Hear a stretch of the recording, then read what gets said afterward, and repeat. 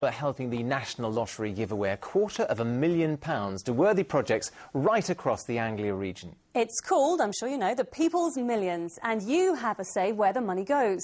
The grants are worth up to £50,000, and two good causes in Norfolk and Suffolk were the first to be featured yesterday.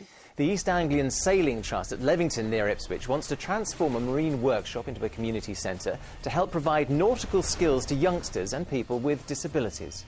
And in Norfolk, the village of Barnham Broom near Norwich is after new equipment for a children's play area, which would also feature an outdoor fitness area for adults.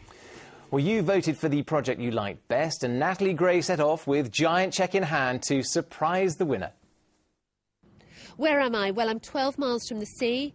I'm in a county town, and the local football team are known as the Tractor Boys. I am, of course, in Ipswich, and I'm here to surprise the East Anglian Sailing Trust.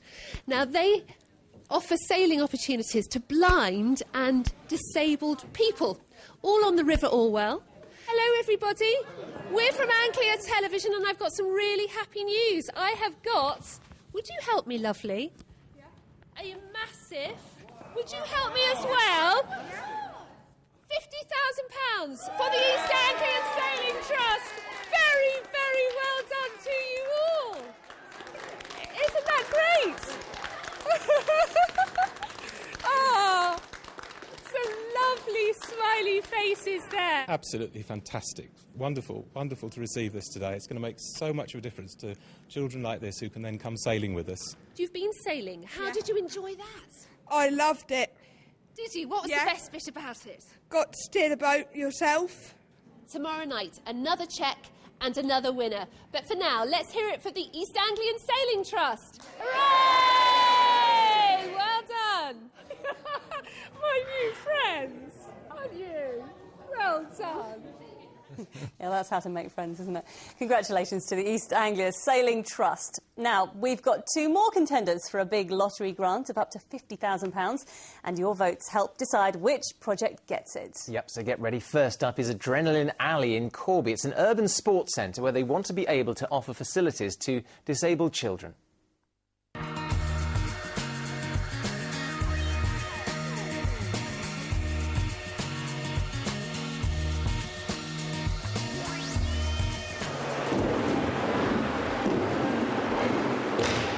Indoor urban park that basically caters for BMX, skateboarding, inline, scootering.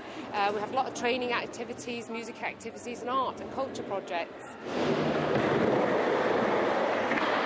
It was the result of my son going out one night and he was beaten up because he had a skateboard. So we decided to do a community consultation based on trying to find out why these kids couldn't do their sports in a safe environment when they wanted to. And as a result of that, Adrenaline Alley was born. We need to keep meeting the demand to be able to keep this project moving forward.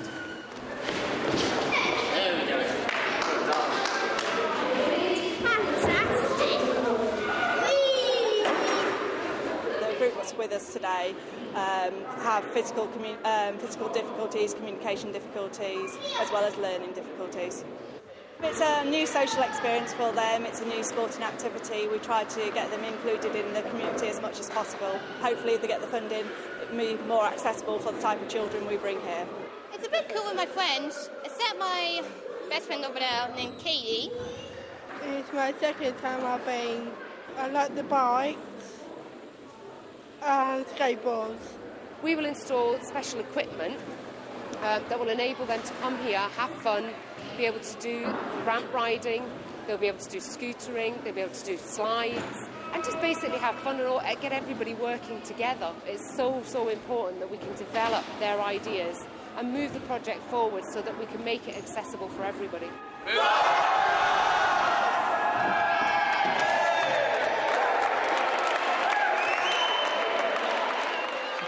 Wow, impressive stuff there. Now, tonight's second People's Millions project is called Future for Kidz and is based in Luton.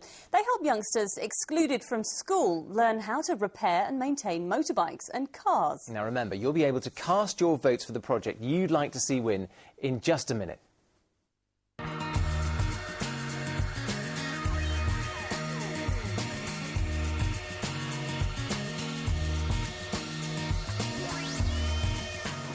you let out the car, that's still sticking. Yeah, it's like it's just slagging that off. Yeah.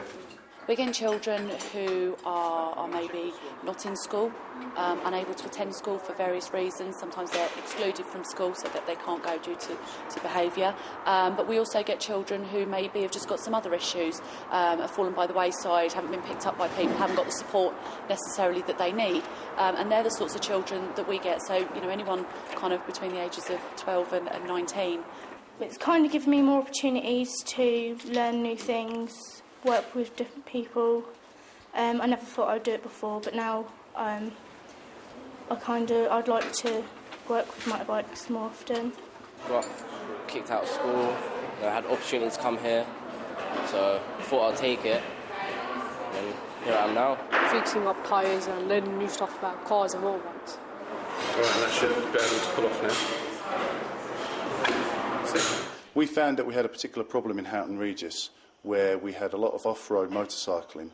By working with the project, both in time and money, we were able to take people who've been excluded from school, who were basically the perpetrators for these types of offences, and giving them a start, giving them some responsibility, some education, and finally giving them supervised riding of motorcycles, more importantly, legally so they can get some enjoyment out of it and a prospect for a job in the future.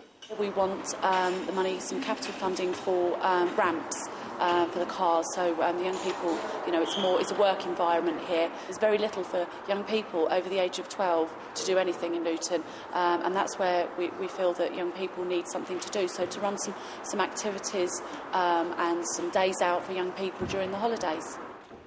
Well, another really good cause there. Now then, it's your chance to vote. Right then, take a look at this chap. Quite impressive, isn't he? Maybe. Back in the 50s, he certainly caused quite a stir. And while he may have been cutting-edge technology back then, somehow poor George the robot never caught on, despite claims he would be able to do all your housework. Right, in fact, he's languished in the back of a garage in Bedford for the past 45 years, but amazingly, he's still in working order, as Lauren Carter discovered earlier. Proudly we present George, mechanical Irk of the RAF Saffron Walden, brainchild of Pilot Officer Sale. His 20-year-old master built George in 30 days at a cost of £15.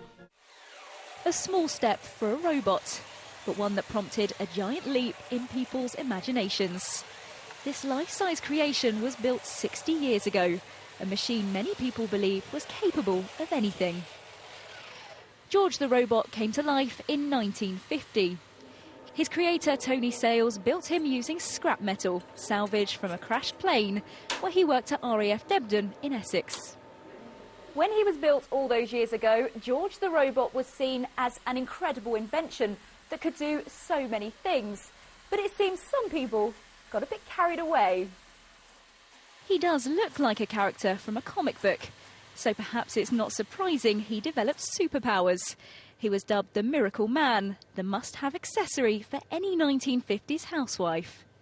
They thought he was able to hoover and to push a lawnmower around the lawn, and in the kitchen to actually make food and do things like that. So that was the belief that he could do all of that, but of course he couldn't.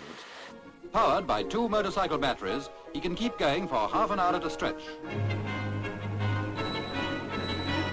Someday his inventor hopes to build a Super George, controlled by sight, sound and touch. That'll be the day, girls. After hitting the headlines and attracting attention from all over the world, George the robot soon lost his celebrity status. He was packed away and left in Tony's garage, where he's been for the past 45 years.